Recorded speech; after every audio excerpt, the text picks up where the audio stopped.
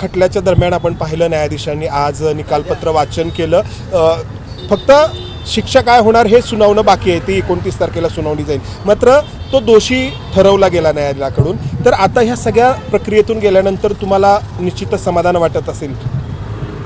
समाधान, तसं समाधान म्हटलं तर एक शेवटी मी जरी युनिफॉर्ममध्ये असेल तरी पण मी एक माणूस आहे आणि मी पण एक आई आहे.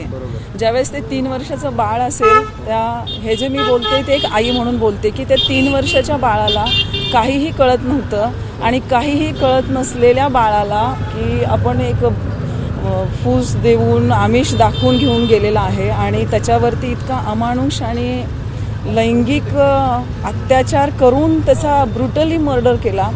आणि हे ज्यावेळेस तिथपर्यंत पोचलो दिवसरात्र काम करून, त्यावेळेस एक असं वाटतंय की त्या बाळाला कुठेतरी आमच्या पूर्ण टीमने न्याय दिलेला आहे. आणि दुसरी महत्त्वाची गोष्ट की जर ही तर घटना घडून गेलेली आहे, पण समाजामध्ये जर कुणी असं करत असेल तर त्याच्या विरोधात पूर्ण जो पोलीस डिपार्टमेंट आहे, आमचं जे होम डिपार्टमेंट आहे, हे परिपूर्ण आहे ह्या लोकांसाठी अशा पद्धतीने इथपर्यंत जायला. पण त्याला होणाऱ्या शिक्षेतूनच समाजापुढे एक मेसेज जाईल की असं कुणीही करायला धजावणार नाही.